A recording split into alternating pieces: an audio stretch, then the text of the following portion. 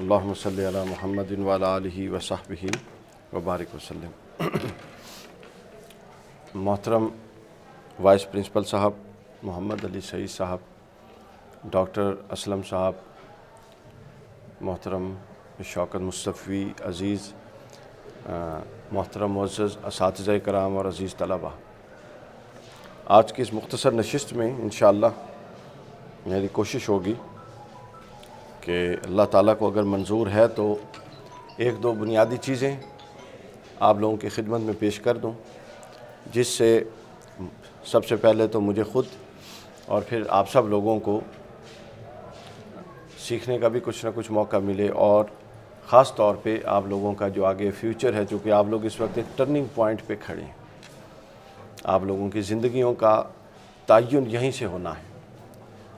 ہر شے کا ایک رخ ہوتا ہے، تو اگر وہ رخ گاڑی کا صحیح ٹریک پہ چل جائے، صحیح ٹریک پہ ڈال دیا جائے، گاڑی اگرچہ سلو چل رہی ہو، میٹر نہیں کرتا، کبھی نہ کبھی وہ پہنچ جاتی ہے منزل پہ۔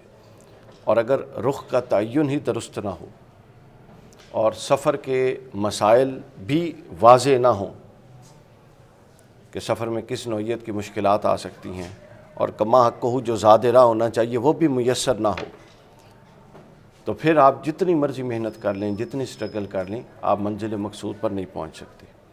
تو یہ ایک ایسا پوائنٹ ہے جہاں پر آپ کھڑے، یہ پوائنٹ آف ریٹرن ہے، یہاں سے آپ لوگوں نے اپنی زندگیاں بنانی ہیں، یا آپ لوگوں نے اپنی زندگیوں کو، جو اگر خدا نخواستہ کوئی تباہ کرتا ہے اور ضائع کرتا ہے اور بے مقصد ہو جاتا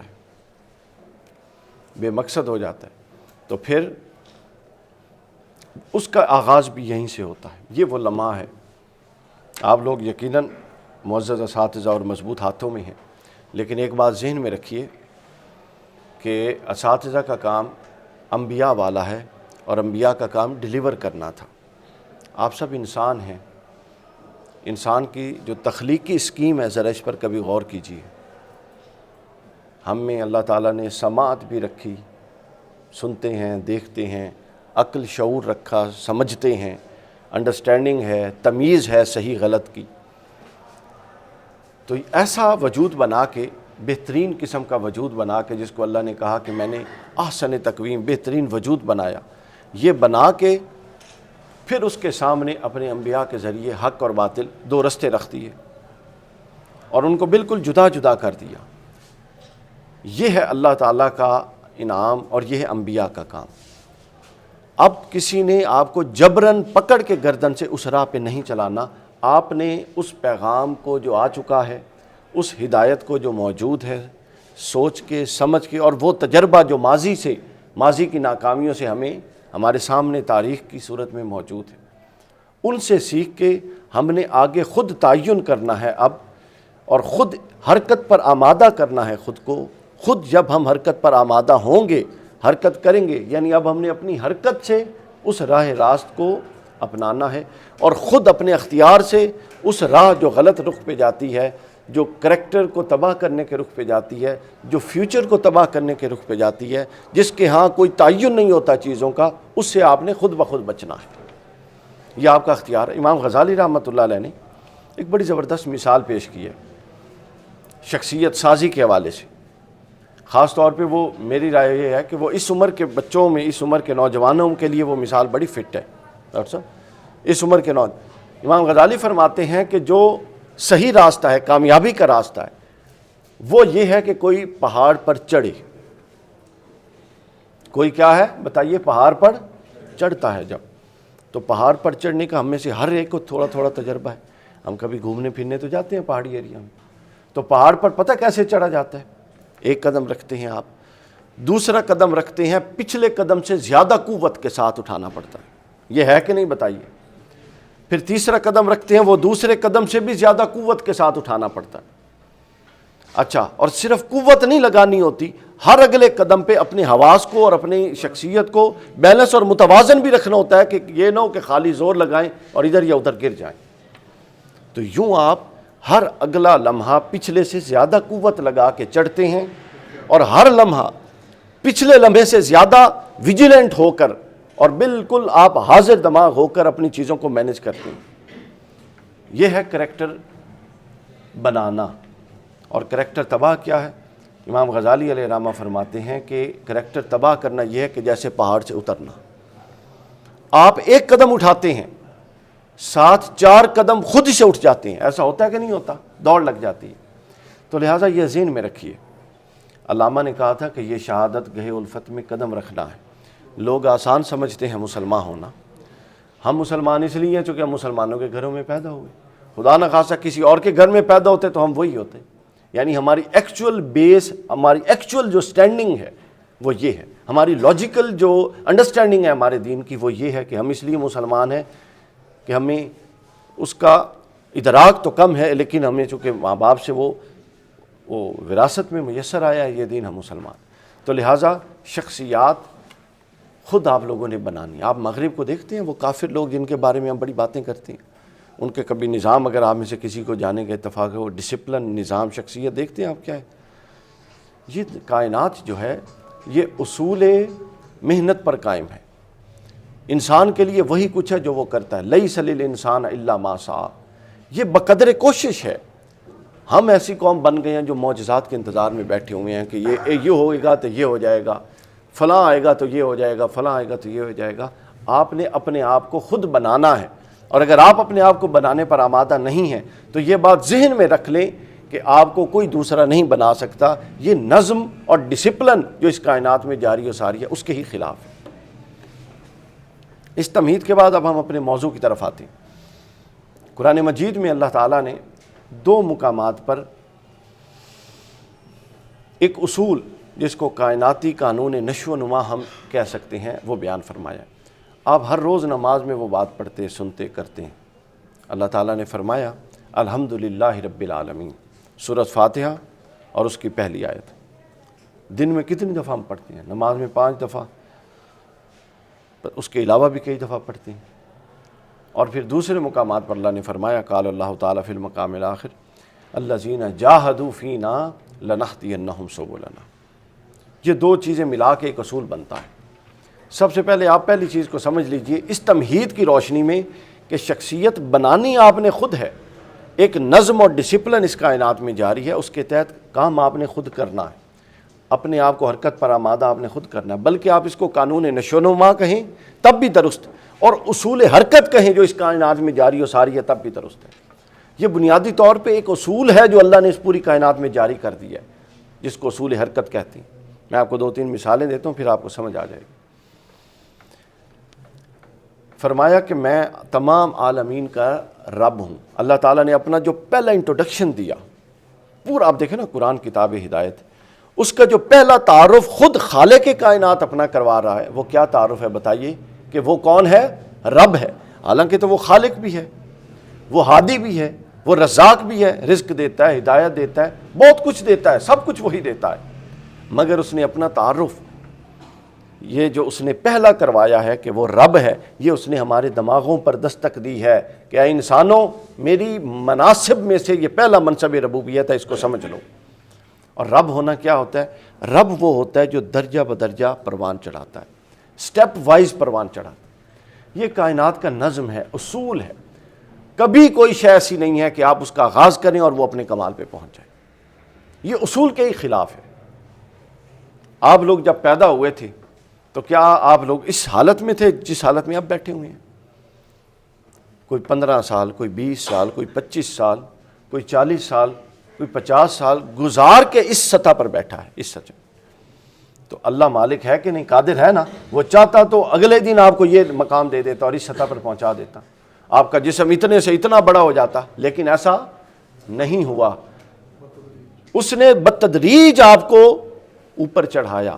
آپ بیمار بھی ہوئے، آپ کئی دفعہ ہاسپٹلائز بھی ہوئے، مشکل بھی آئی، لیکن ان تمام چیزوں سے گزر کے وہ آپ کو کمال کی طرف لے کر جا رہا ہے. یہ ہے اللہ کا رب ہونا، یہ ہے اس کی شان ربوبیت، یہ ہے کائنات کا اصول حرکت. اس کے بعد آپ ایک اور مثال دیجئے. آپ یہ سارے یہ باہر درخت لگے ہوئے ہیں، آپ لوگوں کے سامنے لگے ہیں.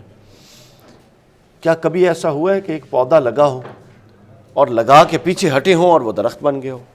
آپ میں سے کبھی کسی نے تجربہ کیا ہے اس بات کا؟ تو غور کیجئے ایسا کیوں نہیں ہوتا. اس درخت کو ایک ڈیوریشن چاہیے ہوتا ہے. اس کو ایک پورا کا پورا دورانیہ چاہیے، نہ جانے کتنے مہینے کتنے سال گزار کے یہ درخت جو ہم دیکھتے ہیں یہ اس شکل میں ہے۔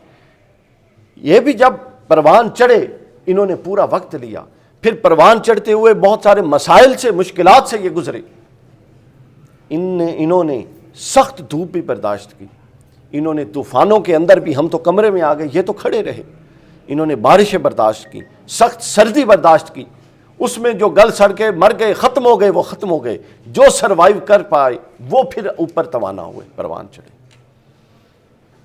یہ ہے اصول حرکت اور یہ ہے قانون نشو و نما جو اس کائنات میں جاری و ساری ہے۔ آپ بات کو سمجھ رہے ہیں؟ آپ لوگوں نے یہ سکول عمارتیں بنتی دیکھی ہیں، کوئی عمارت ایسی ہے کہ جو اینٹ رکھی جائے اور اگلے ہی دن جناب پوری عمارت اوپر تک کھڑی ہو جائے؟ یہ چیزیں وہ ہیں جو عزیز طلبہ ہر وقت ہمارے سامنے ہوتی ہیں، لیکن ہم ان پر غور نہیں کرتے۔ بلڈنگ نہیں بنتی اینٹ رکھنے سے، مہینوں لگ جاتے ہیں بلڈنگ کو درجہ بدرجہ، وہ یعنی ایک ایک اینٹ رکھ کے ہی بلڈنگ بننی ہے، بلڈنگ چاہے جتنی اونچی بنا لے۔ کوئی ایسا اصول نہیں ہے کہ آپ کوئی پھونک مارے اور اگلے دن پوری کی پوری بلڈنگ بن کے آپ کے سامنے کھڑی ہو جائے۔ یہی چیز آپ کی مطلب انٹلیکچول یہ مادی حیات سے آپ نکل آئیں تو جو غیر مرئی چیزیں ہیں، انٹینجیبل ہیں، ان کے اندر بھی یہی اصول ہے۔ یہ اصول ہے یہ جاری ہے کائنات میں۔ آپ کے شعور، اپنی شعور کی لیں بات، کیا جتنی آپ کا انڈرسٹینڈنگ اور ادراک آج ہے، کیا آج سے 10 سال پہلے آپ کا سطح ادراک یہ والی تھی؟ نہیں تھی۔ ہر لمحہ ہم نیا سیکھ رہے ہیں اور ہر لمحہ ہماری انڈرسٹینڈنگ بڑھتی ہے، ہر لمحہ ہمارے اندر میچورٹی بڑھ رہی ہے چیزوں کو انڈرسٹینڈ کرنے کی۔ کیا ہم خود بیٹھ کے اپنے کبھی ماضی کے فیصلوں پہ نہیں پچھتاتے، کہتے یار کاش او کام نہ کردا؟ وہ کیوں کیا؟ چونکہ اس وقت جو انڈرسٹینڈنگ کا لیول تھا اس نے وہی فیصلہ کروایا، اور آج جو لیول ہے وہ فیصلہ نہیں کروائے گا چونکہ وہ بڑھ چکا ہے۔ تو جو آپ کی فکر ہے اور آپ کا شعور ہے، اس کے اندر بھی تنوع ہے، اس کے اندر بھی ارتقاء ہے، یہ بھی درجہ بدرجہ پروان چڑھ رہا ہے۔ پھر آپ اپنی روحانی قوت کی مثال لیں، آپ کی باطنی قوت جو ہے، جب آپ چھوٹے تھے، 8ویں 5ویں 6ٹھی 7ویں 8ویں کلاس میں تھے، تو شعور نہیں تھا کہ اللہ تعالیٰ کے ساتھ بندے کا تعلق کس طرح کا ہونا چاہیے۔ بندہ اللہ کی متوجہ اللہ ہوتا تھا تو اس قوت سے نہیں ہو سکتا تھا جس شعور کے ساتھ اب ہوتے ہیں کہ وہ ہمارا مالک ہے کہ نہیں ہے؟ بتائیے، ایسے ہی ہے نا۔ آپ نماز پڑھتے ہیں تو آج سے 5 سال پہلے اس سنجیدگی سے نہیں پڑھتے تھے، جوں شعور پختہ ہو رہا ہے تو آپ کو یہ اندازہ ہو رہا ہے کہ رب کے ساتھ تعلق کس نوعیت کا ہونا چاہیے۔ یعنی آپ اپنے ظاہر کو لیں، آپ اپنے باطن کو لیں، آپ اپنی ذہنی سطح کو لیں، آپ دنیا کی مادی چیزوں کو لیں، یہ ایک قانون ہے جو پوری کائنات میں اللہ نے جاری و ساری کر دیا ہے، اور کوئی شے اس قانون سے مستثنا نہیں ہے۔ اور وہ قانون کیا ہے؟ قانون نشو و نما، جو قانون ربوبیت بھی کہا جاتا ہے۔ اب اس آیت کا مطلب سمجھیے، اللہ فرماتا ہے کہ الحمدللہ رب العالمین، کہ میری تعریفیں اس لیے کرو اور میں اس لیے ہر تعریف کا حقدار ہوں۔ الف لام استغراقی بھی ہے اگر گرامیٹیکل نقطہ نظر سے دیکھا جائے، الف لام کی بڑی قسمیں ہیں، لیکن یہ جو الف لام ہے کثیر علماء نحو کہتے ہیں یہ استغراقی ہے، اور استغراق کا مطلب یہ ہوتا ہے کہ کائنات کی ہر تعریف کا اصلاً صرف میں حقدار ہوں، اس کے علاوہ کوئی حقدار نہیں ہے، یہ اللہ فرماتا ہے۔ اچھا، اب قرآن کا ایک نظم بھی ہے، آپ اٹھائیں الاتقان امام سیوطی کی، تو انہوں نے ایک بڑا زبردست چیپٹر، وہ کہتے ہیں جی قرآن کا معجزہ یہ ہے کہ جب قرآن پڑھیں تو ایک سوال اٹھتا ہے، اور وہ سوال اگلی آیت یا چند اگلی آیتوں میں فوری ایڈریس ہو جاتا ہے، یہ قرآن کا معجزہ ہے۔ تو یہاں ہم نے کہا الحمدللہ، سب تعریفیں اللہ کے لیے ہیں، الف لام کو استغراقی لیتے ہوئے سب تعریفیں اللہ کے لیے، اور ہر تعریف کا حقدار صرف کون ہے؟ بولیے، صرف کون ہے؟ اللہ کی ذات ہے۔ سوال پیدا ہوا کہ کیوں؟ دیکھیں نا، آپ اور ہم تو مسلمان ہیں، ہم تو ایسے سوچتے ہی نہیں ہیں چونکہ جی ساڈا رب ہے، لیکن جب دنیا میں آپ جائیں گے تو وہاں لاجکس چلتی ہیں، وہاں ریزننگ سے آپ کو بات کرنی ہے، وہاں آپ کو ٹھوس بنیادوں پر بات کرنی ہے، تو قرآن ان ساری چیزوں کو ساتھ ساتھ ایڈریس کرتا ہے۔ تو قرآن نے کہا کہ اللہ اس لیے ہر شے کا مالک ہے۔ سوال پیدا ہوا کیوں؟ آگے وہ کہتا ہے اس لیے کہ میں رب العالمین ہوں، یعنی میری شان یہ ہے کہ میں ہر شے کو درجہ بدرجہ پروان چڑھاتا ہوں. میری یہ صفت اتنی عظیم ہے کہ چاہیے کہ صرف میری تعریف کی جائے، چاہیے کہ صرف میری تعریف کی جائے. یہ ایک بنیادی تصور ہے. اور علامہ اقبال رحمۃ اللہ علیہ کی جہاں تک آپ بات کریں، علامہ کی شاعری کی بنیاد اور کرکس یہ ہے. میری ایک کتاب ہے علامہ اقبال کے قرآنی افکار پر، کوئی 450 صفحے. اس کے اندر یہ جو علامہ کا یہ ہے نا تنوع کا پہلو، ارتقاء کا پہلو، فکر اقبال کے اندر ارتقاء، اس کو پڑھیے آپ کو پتہ لگے کہ ہمارے اسلاف کہاں سے شروع ہوتے تھے اور کہاں پہنچتے تھے. علامہ اقبال کا پی ایچ ڈی کا جو تھیسس تھا نا جی، اب پی ایچ ڈی کیا لیول ہوتا ہے. پی ایچ ڈی کا تھیسس انہوں نے جب لکھا تھا انگلش میں لکھا تھا. اب وہ اپنا جب اردو میں ٹرانسلیٹ ہونے لگا تو جو کوئی کرنے آئے تھے انہوں نے کہا کہ اس کو ٹرانسلیٹ کر دیتے ہیں تاکہ اردو دان طبقہ آپ کے تھیسس سے استفادہ کر لیں. تو علامہ نے فرمایا تھا کہ ضرورت نہیں ہے. انہوں نے کہا جی کیا وجہ؟ علامہ اقبال رحمۃ اللہ علیہ فرماتے ہیں وجہ یہ ہے کہ جب میں نے یہ تھیسس لکھا تھا پی ایچ ڈی میں، اس وقت جو میرے افکار تھے، اب اس میں سے بہت ساری چیزیں ایسی ہیں جو میری تنقید کی زد میں آ جائیں گی. اب میرا فکر وہ نہیں ہے، فکر آگے جا چکا ہے. اور ہمارا مسلمانوں کا کیا حال ہے، پاکستانیوں کا؟ زمین جنبد نہ جنبد گل محمد. ہم نے جہاں پیدا ہوئے ہیں ہم نے وہیں مرنا ہے، چونکہ ہمیں یہ سمجھا اور سکھا اور ٹیکا لگا دیا گیا ہے کہ ہم ہی سچے ہیں، ہم ہی اکل کل ہیں، ہم ہی جنتی ہیں، ہم ہی ہر ایک سے بالا تر ہیں. اس سوچ سے نکلیے. جب تک آپ اس سوچ سے نکلیں گے نہیں، آپ آگے سفر کیسے طے کریں گے؟ آپ تو پیدا ہوئے ہیں اور یہ سوچ کے بیٹھے ہیں کہ میں تو منزل تے پہنچے ہوئے ہیں. ہنوز دلی دور است، منزل ابھی بہت دور ہے. اس منزل کی طرف سفر پر آمادہ نہیں ہوں گے تو کوئی آپ کے لیے اللہ اپنا اصول ایک بندے کے لیے نہیں تبدیل کرنے والا. منزلیں پلٹ کے واپس آپ لوگوں کے لیے نہیں آنے والی. آپ نے ہی منزل کی طرف جانا ہے. اگر یہ اصول انبیاء کے لیے استثناءات نہیں پیدا ہوئے، رسول اللہ صلی اللہ علیہ وسلم سے بڑی کون سی ہستی تھی؟ یہ ربیع الاول شریف کا مہینہ ہے، کون سی ہستی تھی؟ مگر رسول اللہ نے وہ دیکھیے کیسے تقاضوں کے بعد اللہ نے مدینہ کی ریاست اور حضور کی اتھارٹی قائم کی.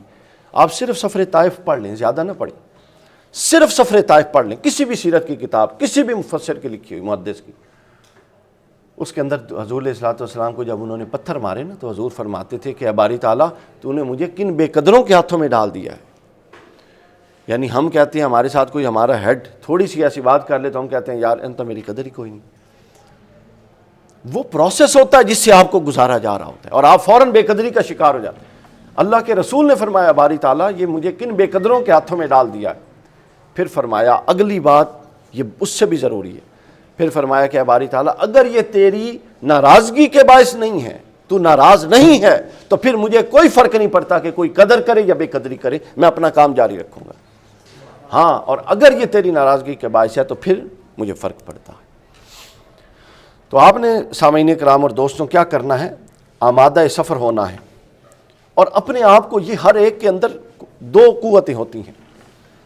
آپ کے اندر ایک پوٹینشل آپ کے اندر رکھا گیا ہے جس کو بالقوہ کہتے ہیں، فطرت بالقوہ، اور ایک ہوتی ہے بالفعل. آپ کا پورا کام یہ ہے، یہ سب نصاب تعلیم، یہ سب کچھ، یہ سارا جو کچھ آپ پڑھتے پڑھاتے ہیں، اس کی وجہ یہ ہے کہ جو پوٹینشل آپ کے اندر رکھا گیا ہے اس پوٹینشل کو کسی طریقے سے اتنا رگڑا دیا جائے اور ریاضت اور محنت کروائی جائے کہ وہ نکلے اور آپ کی پوری شخصیت اس کے اندر آ جائے، شخصیت پر حاوی ہو جائے.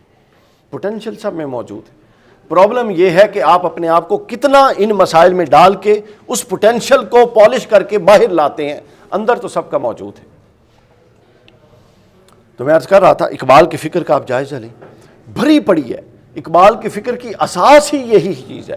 پوری فکر اقبال اس پر کھڑی ہے کہ انسان حرکت پر آمادہ ہو. اور جس کو وہ کہتا ہے احساس زیاں نہیں ہوتا، آپ کا سفر کا آغاز ہی احساس زیاں سے شروع ہوتا ہے. اگر آپ کو احساس زیاں نہیں ہے تو آپ اصلاح کا دروازہ خود پر کیسے کھولیں گے؟ علامہ نے فرمایا گریز کشمکش زندگی سے مردوں کی، کیا ہم کمفرٹیبل زون کے عادی ہیں، آسانیاں پسند ہیں، لیکن علامہ کہتا ہے کہ گریز کشمکش زندگی سے مردوں کی اگر شکست نہیں ہے تو اور کیا ہے شکست. یعنی جب آپ زندگی کی کشمکش سے گریز کر رہے ہیں اور کمفرٹیبل زون میں رہیں تو آپ زندگی کی کشمکش میں آگے نہیں بڑھ سکتے، اور یہی آپ کی شکست ہے، اس کے علاوہ کوئی شکست نہیں ہے. اس کے علاوہ شکست کا اور کوئی تصور نہیں ہے۔ اس کے بعد اسی طرح علامہ نے فرمایا، بیٹا آپ کو کوئی مسئلہ ہے؟ آپ تھوڑی دیر اگر بات چیت بند کر دیں، کیا خیال ہے؟ اس کے بعد اسی طرح علامہ نے فرمایا کہ عطار ہو، رومی ہو، رازی ہو، غزالی ہو، کچھ ہاتھ نہیں آتا بے آہ سحرگاہی۔ اگر ان بڑے لوگوں کو جن کا نام اقبال نے لیا ان کو کچھ ہاتھ نہیں آیا تو آپ کو اور ہمیں کیوں ہاتھ آنا ہے؟ بے آہ سحرگاہی، راتوں کو جاگے بغیر اور صبح چڑھ جائے اس وقت تک محنت کیے بغیر کچھ ہاتھ نہیں آتا۔ چند دنوں کی جو محنت ہے سامعین کرام، آپ کو چند راتوں کی محنت ہے وہ نمبر تو دے سکتی ہے۔ چند راتوں کی محنت آپ کو کیا کر سکتی ہے جی؟ نمبر آ جاتے ہیں، پرابلم نہیں ہے۔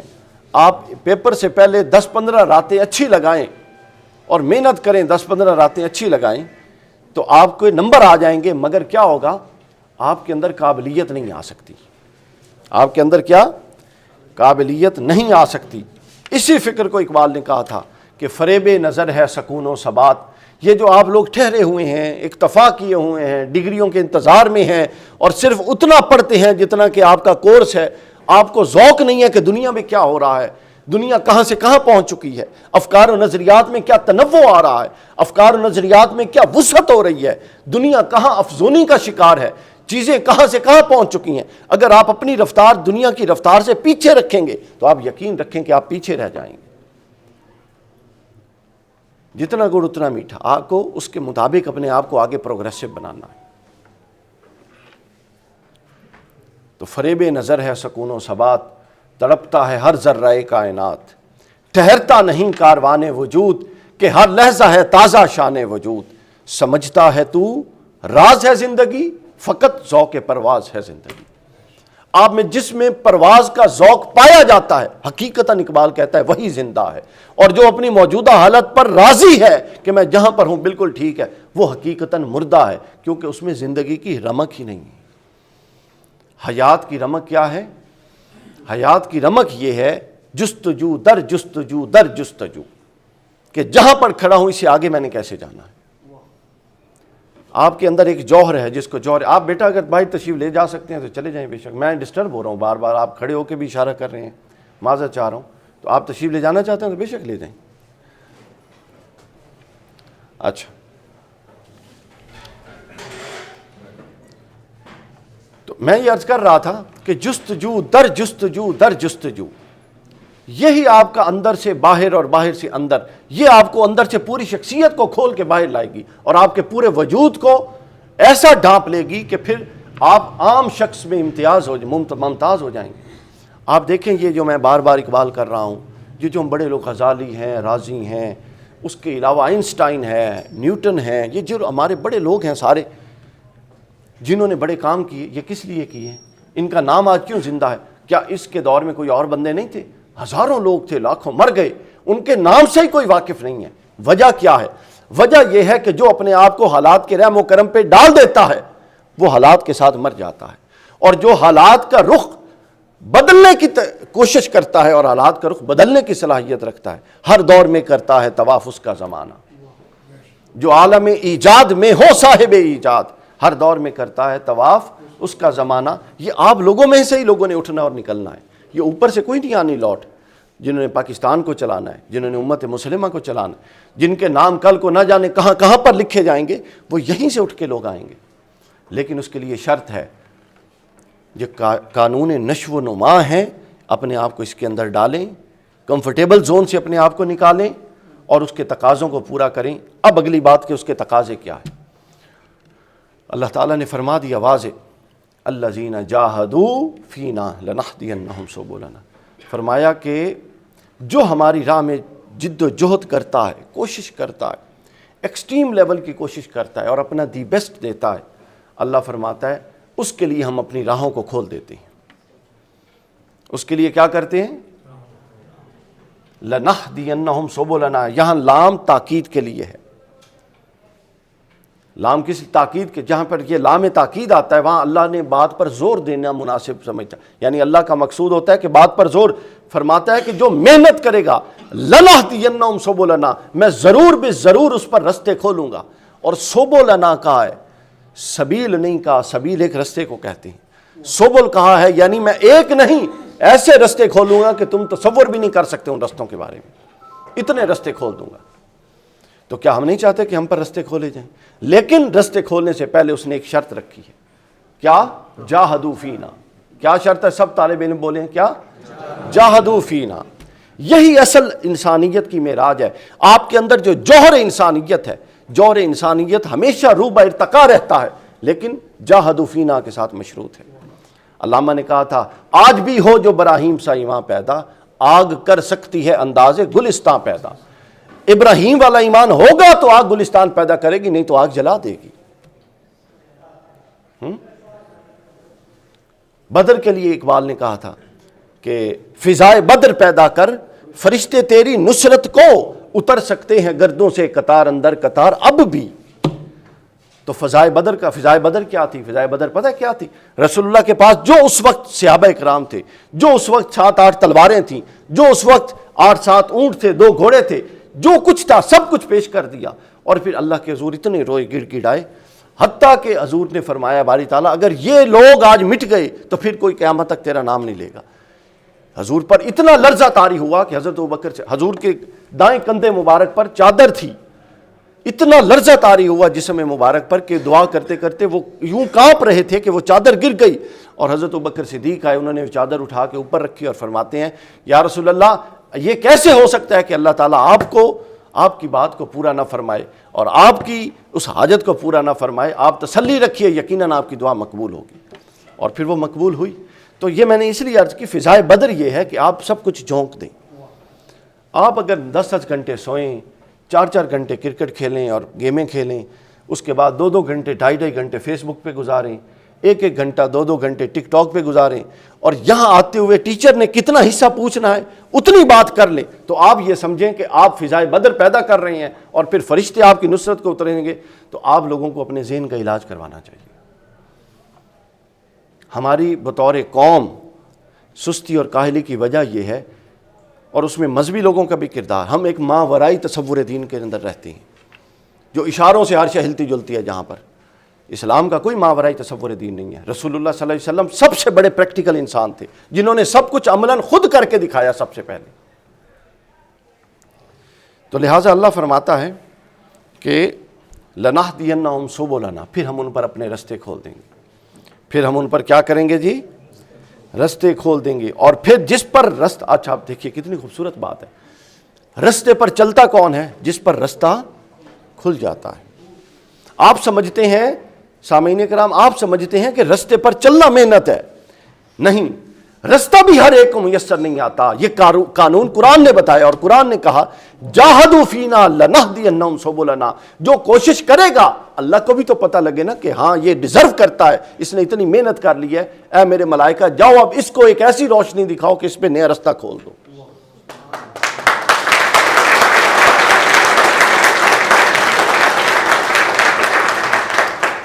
تو 2 طرح کی محنت درکار ہے، ایک تو محنت جب رستہ میسر آئے گا تو اس پر چلنا ہے، اور دوسری محنت کیا؟ رستے کو پانے کے لیے بھی ایک محنت چاہیے، تڑپ چاہیے، تب جا کے اس کو رستے ملتے ہیں۔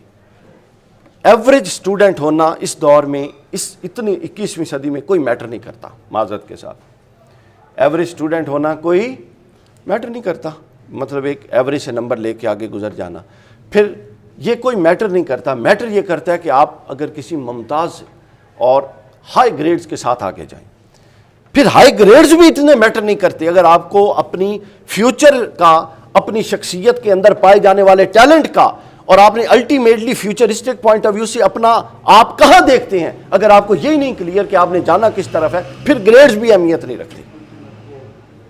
آپ کا الٹیمیٹ گول کب سیٹ ہوگا؟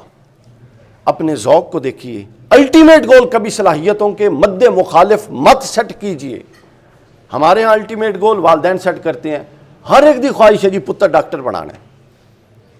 بہت ساری اچھی اچھی فیلڈز ہیں، الیکٹریشین ہونا، الیکٹرک کی فیلڈ، پلمبرنگ کی فیلڈ، اس کے بعد ڈاکٹری کی فیلڈ، آئی ٹی کی فیلڈ، پتہ نہیں آپ تو کتنی فیلڈز آج، ہر فیلڈ میں ایک پروفیشنل ہوتا ہے۔ اور پاکستانی لوگوں کی ہمارے ہاں یہ بھی مزاج بن گیا ہے، ہم بعض شعبوں کو اور بعض یہ جو سمجھ لیں شعبوں کو ہم کوئی خدا نخواستہ نیچا سمجھتے ہیں. کوئی کام دوستو نیچا نہیں ہوتا. اصل یہ ہے کہ آپ وہ کام کریں کہ آپ جیسا وہ کام کوئی نہ کر سک رہا ہو. اصل چیز یہ ہوتی ہے جو مرضی کام کریں. تو اگلی چیز پھر یہ ہے کہ آپ پر رستہ کب واضح ہوگا. سبل لنا، رستہ تب واضح ہوگا کہ جب آپ کوشش کریں گے اور بار بار غور و فکر کریں گے کہ میری صلاحیتیں، میرا مزاج کس رخ میں آپ جا سکتے ہیں کمفرٹیبلی، کس رخ کو آپ اپنا سکتے ہیں. کبھی بھی اپنی صلاحیتوں اور اپنے مزاج کے مد مخالف جا کے رستہ نہیں اپنانا، آپ ناکام ہوں گے. کئی گنا محنت زیادہ کرنی پڑے گی اور آپ کامیاب تب ہوتے ہیں جب آپ کا مزاج، آپ کا پیشن اور آپ کا پروفیشن یہ جب مل جاتا ہے تو پھر ایک کامیاب انسان کھڑا ہوتا ہے. اس کو کام میں مزہ آتا ہے، وہ تھکتا ہی نہیں ہے کام میں.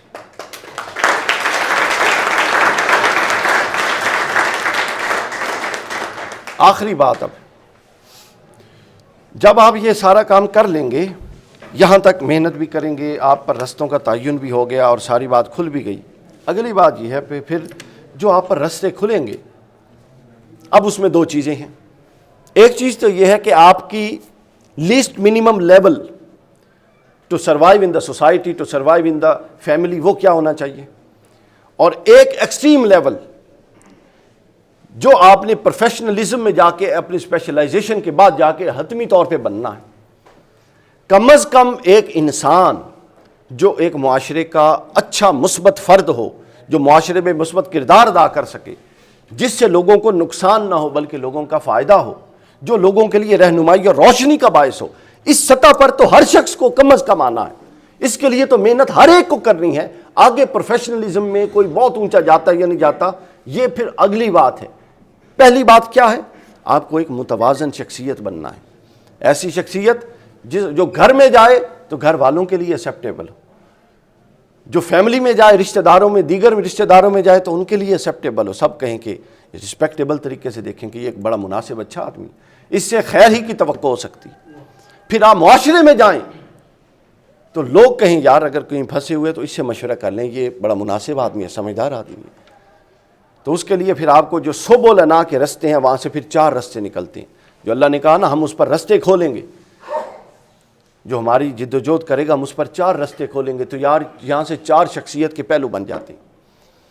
یہ جو 4 پہلو ہیں یہ وہ پہلو ہیں جو لیسٹ منیمم لیول ہے، جہاں تک ہر مسلمان نے، ہر انسان نے، وہ کسی بھی مذہب اور مسلک سے ہو، اس نے کم از کم اس سٹینڈرڈ کو کوالیفائی کرنا ہے معاشرے میں سروائیو کرنے کے لیے. جب ہم اس سٹینڈرڈ کو بھی کوالیفائی نہیں کرتے پھر ہمارے معاشرے میں چور، چکے، بدماش اور بدکار لوگ پیدا ہوتے ہیں. چونکہ وہ یہ جتنے جرائم ہیں یہ غیر تربیت یافتہ لوگ کرتے ہیں. اگر تربیت ہو تو انہیں پتہ ہو کہ جرم کی حقیقت کیا ہے، اس کا کتنا تھوڑا فائدہ ہے، اس ایک جرم سے کسی کا کتنا بڑا نقصان ہو سکتا ہے، یہ ساری چیزیں پھر اس کے سامنے آتی ہیں. تو آپ کو سبل لنا سے 4 رستے، یہ جمع متکلم کا صیغہ ہے جو جمع کے لیے آتا ہے. اللہ کہتا ہے میں سبل لنا، میں بہت سارے رستے کھولوں گا اس کے لیے. تو ایک رستہ ہے انٹلیکچوئل گروتھ کا جو ہر انسان پر کھلتا ہے اور کھلنا چاہیے، اور یہ قرآن کا اور اللہ تعالیٰ کا حکم ہے. افلا یتدبرون القرآن، کیا تم قرآن پر غور نہیں کرتے؟ ام علی قلوب اقفالھا، کیا تمہارے دلوں اور دماغوں پر تالے پڑے ہوئے ہیں؟ یہ اشارہ ہے کہ انٹلیکچولی اپنی نشو و نما، ذہنی نشو و نما میں کوشش کیجیے. جو دماغ کو استعمال نہیں کرتے، اولئک کالانعام، یہ اللہ کی کتاب ہے، وہ کہتی ہے وہ جانور ہیں جو عقل سے کام نہیں لیتے. بل ہم اضل، بلکہ جانوروں سے بھی بدتر ہیں جو عقل سے کام نہیں لیتے. انسان کا امتیاز ہے، وجہ امتیاز ہے، وہ کیا ہے؟ وہ 2 ہی ہیں. ایک نطق ہے جو کسی اور کو حاصل نہیں ہے یہ بولنا، اور ایک شعور ہے جو کسی اور مخلوق کو حاصل نہیں ہے. تو یہ 2 ہی چیزیں ہیں. تو سب سے پہلے آپ نے فہم اور فراست یعنی اپنی انٹلیکچوئل لیول کو بڑھانا ہے. ہر آنے والے دن کے ساتھ مطالعہ ہو، غور و فکر ہو، ریسرچز پڑھیں. انٹرنیٹ کا دور ہے، آئے روز نئی چیزیں سامنے آ رہی ہیں، ان کو دیکھیں. پھر دوسرا آپ نے اپنے روحانی قوت کو بھی بڑھانا ہے. جہاں آپ نے اپنی شعوری سطح کو بڑھانا ہے وہیں آپ نے اپنی باطنی قوت کو بھی بڑھانا ہے. چونکہ ظاہر ہے ساری ہمیشہ یہاں تو نہیں رہنا نا، یہاں کی تو عمر کا دورانیہ پورا کر کے پھر اللہ کے حضور واپس بھی تو جانا ہے اور حساب بھی دینا ہے. تو یہ جو چاروں رستے ہیں یہ رسپانسبل بناتے ہیں. ذمہ دار ہستی چاہیے اللہ کو. اللہ تعالیٰ کو جہنم اور عذاب قبر اور یہ جو ساری باتیں آپ نے سنی یہ کیا ہے؟ آپ ذرا اندازہ کریے. جو عذاب قبر ہم بڑی بڑی حدیثیں سناتے ہیں, سب کچھ آپ لوگ سنتے ہیں, کبھی غور کیا کہ مطلب آخری دیکھی جائے تو بنیادی نقطہ کیا ہے؟ بنیادی نقطہ یہ سزا اس لیے دی جا رہی ہے کہ یہ غیر ذمہ دار تھا. اس کو یہ پتہ ہی نہیں تھا کہ معاشرے کے حقوق کیا ہیں, ماں باپ کے حقوق کیا ہیں, بہن بھائیوں کے حقوق کیا ہیں, لوگوں کے حقوق کیا ہیں, اور اس کے اپنے نفس کے حقوق کیا ہیں, اور اپنے دائرہ کار کیا ہیں. یہ اس کو آشنا کیا گیا تھا, یہ اس کا لحاظ نہیں رکھتا تھا, غیر ذمہ دار تھا, لہٰذا یہ غیر ذمہ داری کی سزا ہے کہ دوزخ یا قبر میں عذاب دیا جائے گا. ہر شے کو ایک خاص ریلیجیس پرسپیکٹو اور پیراڈائم میں مت دیکھا کریں. ہر شے کے ایک لاجیکل اسپیکٹ ہے. یہ کیسے ہو سکتا ہے کہ غیر ذمہ دار بندے کو وائس پرنسپل صاحب تشریف فرمائیں, یہ کوئی ڈیوٹی نہیں دیتے, یہ سب سے پہلے دیکھتے ہیں کہ بندہ ذمہ دار ہے کہ نہیں ہے. کیسے تو اللہ کیسے دیکھ سکتا ہے؟ اللہ کیسے اس بندے کو ایک اچھے مقام جنت اور امن کے مقام میں بھیج سکتا ہے جو غیر ذمہ دار ہو ساری زندگی؟ تو بنیادی چیز سینس آف رسپانسبلٹی ہے. تو یہ سینس آف رسپانسبلٹی آپ کے ظاہر اور باطن دونوں میں آنی چاہیے. آپ کی روح بھی پروان چڑھے, آپ کو پتہ ہو کہ آپ کے رب کے ساتھ کیا تعلق ہے, اس تعلق میں بھی وقت کے ساتھ ساتھ پختگی لائیں. تیسری چیز جو آپ کے اندر اس رستے کو کھولتا ہے, یہ میں لیسٹ منیمم 4 لیول بتا رہا ہوں جہاں تک ہر انسان کو پہنچنا ہے, پھر ان میں سے کسی ایک میں جو بھی گرو کر جائے وہ کر جائے. تیسری چیز ہے اخلاقی نشو و نما. ہمارے رویے, ہمارے ایٹیٹیوڈ. اگر ہماری تعلیم ہماری اخلاق کو بہتر کرنے کا باعث نہیں بن رہی تو رک کے تھوڑا سوچنے کی ضرورت ہے. آپ لوگ یہاں پر آئے ہیں, ایجوکیشن ایک پیکیج ہے. ایجوکیشن کیا ہے؟ ایک پیکیج ہے. یہ صرف نصاب اور ذہنی ریاضت نہیں ہے کہ اتنا پڑھنا ہے یہاں سے یہاں تک, پیپر دینا ہے, ڈگری لینی ہے اور چلو سے گئے. یہ ایک پورا پیکیج ہے. آپ دماغ کو بھی ساتھ لائے ہیں, روح کو بھی ساتھ لائے ہیں, آپ اپنے اخلاق اور باطن کو بھی ساتھ لائے ہیں. تو جس طرح دماغ کو کتابوں کے حوالے کیا ہے, باطن کو بھی اللہ کے حوالے کرنا ہے, اخلاق کو بھی رسول اللہ کی سیرت کے حوالے کرنا ہے, تب جا کے آپ ایک مکمل انسان بنیں گے. اب مجھے ایک بات بتائیں, 2 چیزیں ہیں. ایکڈیمکس کی 2 ڈومین ہوتی ہیں. ایک ہوتی ہے اپنا ایجوکیشن کی 2 ڈومین ہوتی ہے. ایک ہوتی ہے ایکڈیمکس کی ڈومین, اور ایکڈیمکس کیا ہے؟ پڑھنے پڑھانے سے تعلق رکھتی ہے سارا کچھ, ڈی ایل پیز اور فلان ڈمکان سارا کچھ پڑھنے. اور ایجوکیشن ہی کی دوسری ڈومین ہے جس کو مغرب تسلیم کر چکا ہے. وہ دوسری ڈومین کیا ہے؟ مورل ڈومین ہے. یہ ایجوکیشن کی 2 ڈومینز ہیں, ایک ایکڈیمکس جو پڑھنا پڑھانا, اور ایک مورل جو اخلاقی قدریں ہیں ان کو جاننا اور ان کا سمجھنا. جو آپ کی ایکڈیمکس ڈومین ہے, اگر آپ اس میں اچھے ہیں تو آپ کو کیا ہوگا؟ آپ کی گریڈنگ بہت اچھی ہے, آپ کو جاب مل جائے گی, یا آپ کوئی بزنس کرتے ہیں تو اچھا کر لیں گے. اس کا تعلق کتنے لوگوں سے ہے بتائیے؟ ایکڈیمکس ڈومین کی بنیاد پہ آپ کے گھر والوں کو فائدہ ہے یا آپ کی ذات کو فائدہ ہے؟ چونکہ ان کو جاب ملنی ہے, بلکہ گھر والوں کو بھی کیا فائدہ ہے؟ کماتا تو ہر کوئی ہے, بنیادی طور پہ آپ کی اپنی ذات کا فائدہ ہے. اور مورل ڈومین دیکھیے کتنا فائدہ کس کس سے متعلق ہے. سب سے پہلے آپ کی بیوی بچوں سے متعلق, مورل ڈومین آپ کے بہن بھائیوں سے متعلق, مورل ڈومین آپ کے والدین سے متعلق, مورل ڈومین آپ کی گلی والوں سے متعلق, ہمسایوں سے متعلق, محلے والوں سے متعلق, شہر والوں سے متعلق. یعنی مورل ڈومین اتنے لوگوں سے متعلق ہے, اور ایکڈیمک ڈومین کا الٹیمیٹ رزلٹ صرف آپ کا خود اپنا فائدہ ہے. تو یہ کون سا تعلیمی نظام ہو سکتا ہے جو ایک فرد کا تو فائدہ کرے اور پورے معاشرے کو نظر انداز کر رہا ہو؟ ایسا نہیں ہونا چاہیے. تو لہٰذا ایکڈیمک ڈومین کے ساتھ مورل ڈومین لازمی ہے, فرض ہے. ہمارے ہاں پاکستان میں اپنا بدقسمتی سے اس پر زیادہ توجہ نہیں دی جاتی, لیکن حقیقی تصور تعلیم جو قرآن و سنت کا ہے اور جو ان ٹرو سینس اس وقت بہت سارے دنیا کے ملکوں میں خود دیکھ کر آیا ہوں اپنایا جا رہا ہے, وہ یہی ہے. تو اگلی چیز تیسری میں نے بتایا کہ آپ کے اخلاق بھی بڑھنے چاہیے.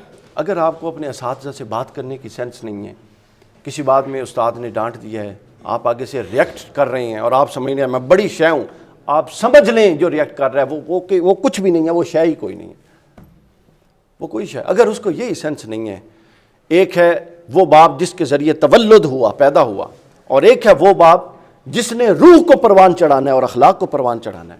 اگر آپ کے اندر اتنی نفس اور اتنی انا آ گئی ہے کہ آپ اس استاد کی 2 باتیں برداشت نہیں کر سکتے تو آپ لکھوا کے لے جائیے، آپ ساری عمر دنیا کے ناکام ترین انسان رہیں گے۔ جو اپنے استاد کے آگے سر نہیں جھکا سکتا اس کو پھر پوری دنیا کے آگے جھکانا ہوتا ہے، اور جو استاد کے آگے جھکا دیتا ہے وہ پھر کسی اور کے آگے نہیں جھکاتا۔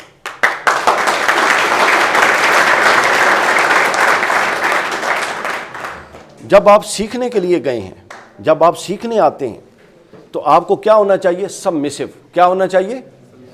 ایٹیٹیوڈ کیا ہوتا ہے؟ ابھی تو یہ ایٹیٹیوڈ کی عمر ہی نہیں ہے۔ What is attitude?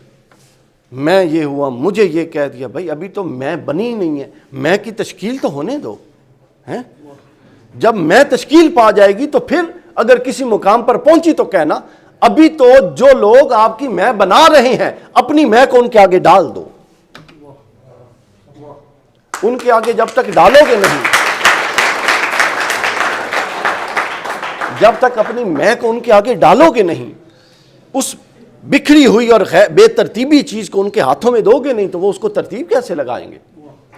تو ترتیب لگانے میں بھی تھوڑی تکلیف ہوگی، لیکن وہ سب کچھ برداشت کرنا ہے۔ تو لہٰذا جو قوم اور جو بندے اپنے اساتذہ کے آگے ایٹیٹیوڈ دکھاتے ہیں، اخلاق کی بدترین صورت یہ ہے کہ ماں باپ اور استاد کے آگے ایٹیٹیوڈ دکھایا جائے۔ بدترین صورت، اس کے بڑی بد اخلاقی کوئی نہیں ہے، اور اپنے آپ کو کوئی شے سمجھا جائے۔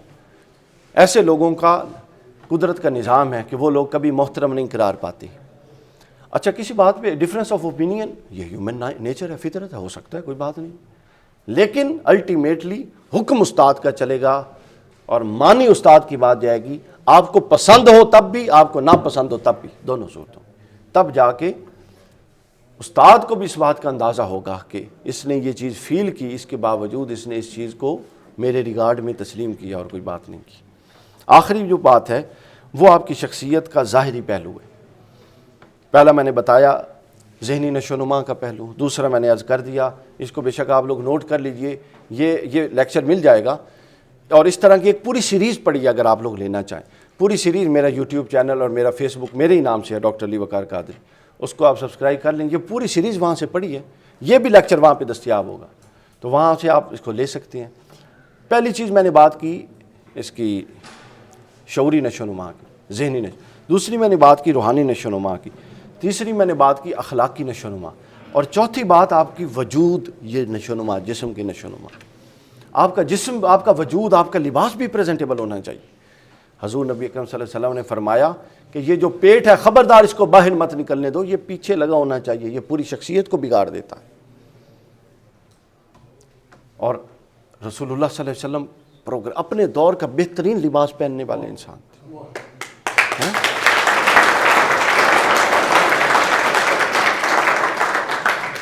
لہٰذا سنت کیا ہے؟ اس دور کا بہترین لباس پہنا جائے، اور جو لباس رسول اللہ نے پہنا اس کو برحال رسول اللہ کی ذات کی وجہ سے افضلیت حاصل ہو گئی۔ اپنے دور کی بہترین سواری تھی جو اس وقت دستیاب تھی، رسول اللہ نے سواری کی، آپ اپنے دور کی بہترین سواری کیجئے، یہ سنت ہے۔ ہمارے ہاں تصورات کو یوں ٹائٹ کر دیا مولویوں نے نا، پیج پوچھ کس دی ہیں اس کے، تو لہٰذا آپ کی شخصیت بھی بڑی زبردست ہونی چاہیے۔ اس دور کا جو بہترین لباس ہے وہ پہنے۔ سارے لباس اسلامی لباس ہیں، یہ غیر اسلامی نہیں ہے پینٹ شرٹ، یہ بھی کلپ پڑا ہوا ہے، میرا نام لکھ کے سرچ کر لیجئے گا۔ قرآن نے 2 لباس کی شرائط بتائی ہیں سورہ اعراف میں، کتنی؟ ایک ساتر ہو، جو چھپانے کی جگہ ہیں جسم کے اعضاء وہ پوری طرح چھپا رہا ہو، اور دوسرا زینت والا ہو، خوبصورت دکھنے میں، فرسٹ امپریشن، پہلی نظر پڑے تو لگے یار بہترین ہے لباس، بدصورت نہ ہو، بس یہ 2 شرطیں۔ یہ سارے اسلامی لباس ہے جو آپ لوگ پہن کے بیٹھے۔ رسول اللہ نے اپنے دور کا بہترین لباس پہنا، ہمیں اپنے دور کا بہترین لباس پہننا۔ آپ کا ذوق ہے شلوار قمیض میں آپ کو لطف آتا ہے، پینٹ شرٹ میں آتا ہے، پینٹ کوٹ میں آتا ہے، پہنے، لیکن a Muslim should be a presentable man، ایک مسلمان پریزنٹیبل ہونا چاہیے اپنے لباس میں، اپنے اخلاق میں، اپنے کردار میں، اور جب بات کرے تو اس کی بات کے اندر بھی وزن ہونا چاہیے۔ اور پھر ان سب سے اہم ترین بات یہ ہے کہ وہ اپنا روحانی تعلق قائم کرے، تاکہ اس کا باطن، اس کا اخلاص، وہ پیچھے سے اس کے اندر تاثیر آئے جو اللہ اور اللہ کے رسول کی کہ تعلق کی بنیاد پہ اس میں تاثیر آتی ہے۔ یہ تاثیر ہے جو اس کے اندر وہ چیز پیدا کرے گی جو کہ حقیقی چیز ہے۔ یہ سب کچھ ملا کے آپ کا ایک شخصیت تشکیل پا رہی ہے، یہ سب کچھ ملا کے آپ کا ایک وجود تشکیل پا رہا ہے، ایک ذات تشکیل پا رہی ہے۔ اور یہ ذات، یہی قرآن کا مقصود ہے، یہی اساتذہ کا مقصود ہے، یہی مقصد تعلیم ہے، یہی مقصد بعثت نبوت ہے کہ انسان سارے فضولیات سے نکل کے اپنے آپ کو پروڈکٹیو بنا کے، پازیٹیو بنا کے، اپنی سمت اور ڈائریکشن کا تعین کر کے اس پر چلنا شروع کر دیں۔ یہ ایک رویہ ہے، رسپانسبل ہونا ایک رویہ ہے۔ اگر آپ اپنے رویے میں رسپانسبل ہو جائیں گے، اگر آپ اپنے رویے میں رسپانسبل ہو جائیں گے، کلوز کرتے ہیں نا، کلوز کرتے ہیں، اگر آپ اپنے رویے میں رسپانسبل ہو جائیں گے تو پھر آپ کی پوری شخصیت کے اندر نکھار آئے گا۔ اگر آپ اپنے اپروچ میں رسپانسبل ہو جائیں گے تو پھر آپ کی پوری شخصیت میں نکھار آئے گا۔ اگر آپ اپنی ترجیحات میں رسپانسبل ہو جائیں گے، ہماری ترجیحات پوری شخصیت کی نظم کو ہی خراب کیا ہوا شخصیت ترجیحات نے، چھوٹے چھوٹے مفادات، چھوٹے چھوٹے فائدے اور چھوٹی چھوٹی لذتوں کی خاطر ہم کیا کچھ چھوڑ کے بیٹھے ہیں اس کا ہمیں اندازہ ہی نہیں ہے۔ تو شخصیت سازی از آل اباؤٹ سیکریفائس۔ چھوٹے مفادات ترک کرو گے تو بڑے دروازے کھلیں گے، چھوٹی لذتیں اور ناجائز لطف ترک کرو گے تو وہ بڑی لذتوں کا دروازہ کھولے گا۔ تو چھوٹی چیزوں کو چھوڑو گے تو وہ چھوٹی باتوں کو چھوڑو گے، چھوٹی چھوٹی بات پہ الجھنا، چھوٹی چھوٹی بات پہ دل بغض حسد انات سے بھرا ہوا، چھوٹی چھوٹی باتوں پہ پھڈے، چھوٹی چھوٹی باتوں پہ لابنگ، گروپنگ، ان چیزوں سے جب تک آپ نکلتے نہیں اس وقت تک آپ کی شخصیت پروان نہیں چڑھ سکتی۔ اور اگر آپ ان خطوط پر کام کریں گے جو میں نے گزارش کی ہے تو تعلیم تو ماشاءاللہ آپ کی چل ہی رہی ہے، تعلیم کے ساتھ ساتھ وہ شخصیت بھی پروان چڑھے گی، اور اس سطح پر ان خطوط پر پروان چڑھے گی جن خطوط پر اس کو پروان چڑھنا ہے۔ اللہ تعالیٰ سے دعا ہے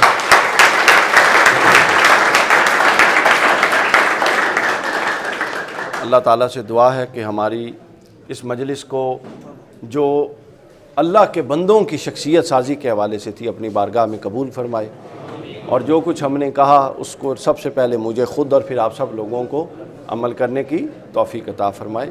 وما علینا الا البلاغ۔